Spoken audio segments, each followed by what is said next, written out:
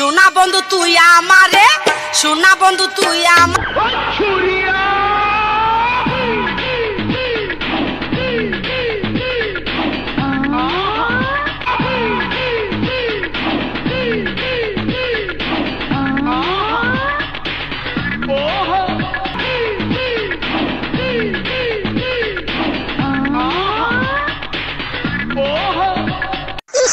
মাল যাচ্ছে গো, মালে দানা পড়ে গেছে।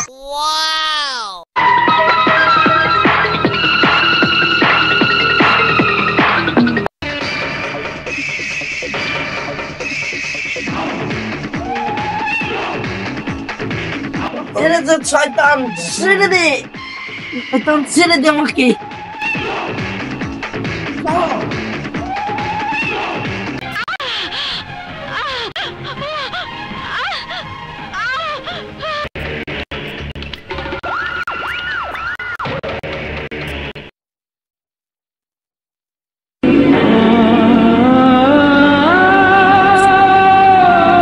আরে শয়তান, আগে যদি জানতাম তুই এমন, তাহলে কিন্তু দাপাদাপি করতাম।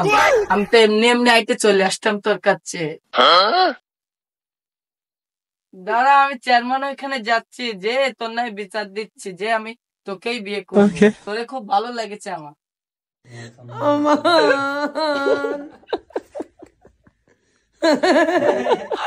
চেয়ারম্যান সাহেব কই? আচ্ছা, ভিতরে এসে একটা মিটিং এ ব্যস্ত আছে। চেয়ারম্যান সাহেব একটু দাও দিন। তুমি দাঁড়াও। চেয়ারম্যান সাহেব, মিটিং তো হয়েছে, ডাকতেছে, এদিকে আসেন। শান্তি মতো বাথরুম করে শান্তি নেই, বুঝছিস? কি হয়েছে একজন ডাকতেছে, কি সমস্যা?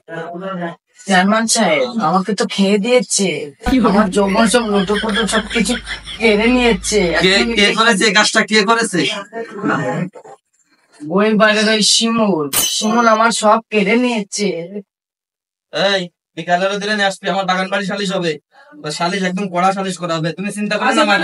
বিষয়টা আমি তুমি আমার সাথে চলো।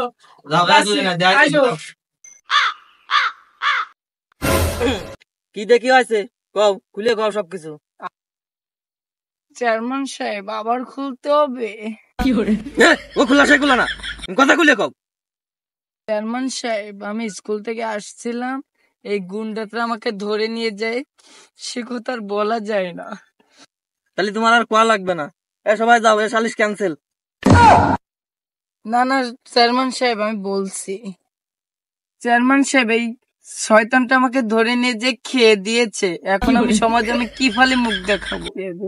এখন আমাকে কে বিয়ে করবে চেয়ারম্যান সাহেব? চেয়ারম্যান সাহেব, সারা জীবন তো আপনার আমি গোলামি থেকে গেলাম, ওই মেয়েটা তো ভালো আছে না, আমাকে দেন, ডাক্তার নাহলে মুছে নিবান, আর আপনার ব্যবস্থা আমি দেখবানি। জানে সালিশ বিচার করতে চাইনি, নাটক করতে হয়। लेकिन ये साला कर क्या रहा है यहाँ पे? চেয়ারম্যান, ও কিন্তু আমার ভাইরা, সালিশটা ভালো মতো করে দেখতেছি। বিষয়টা তুমি যে বসো, আমার মাথায় আছে, বিষয়টা আমি দেখবা না। তোমার বিষয়টা তো আমি দেখতেছি। আচ্ছা ঠিক আছে, ঠিক আছে, দাঁড়া দিন, একটু দাঁড়া দিন, আমার তো রচ্ছে না, পান্ডা একটু খাইয়ে নি, আমার মাথায় কাজ করতেছ না।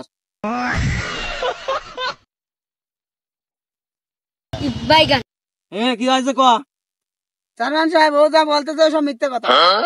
ও কোনকে রাইলে ছিল না, এসেলে কোনে যে খাইটে মেটে বেড়ায়, আর এখন এসে আমার গলা জোড়াজুনি ব্যস্ত হয়ে পড়েছে।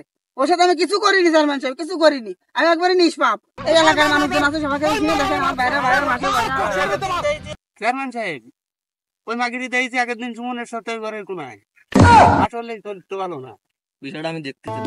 চেয়ারম্যান সাহেব, মেম্বার সাহেব ঠিক মতো বলেছে। মেম্বার সাহেব, আগে বাড়ি গরুর কথা আর আমি দেখেছি ওরা মাগো, শুনতেছি তোমার তো চরিত্র বেশি ঠিক না।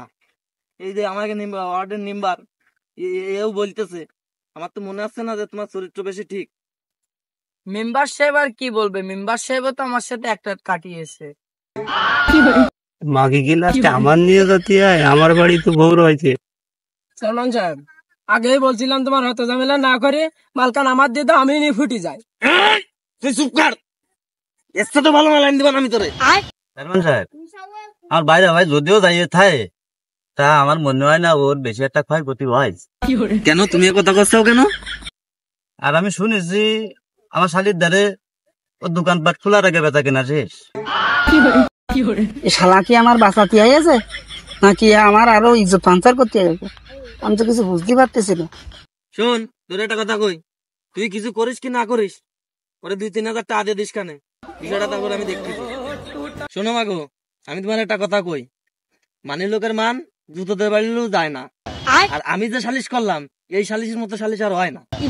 তাই চেয়ারম্যান সাহেব, আপনি একটা কথা বলেছেন, মানিরকের মান জুতো দিয়ে বাড়িলেও যায় না।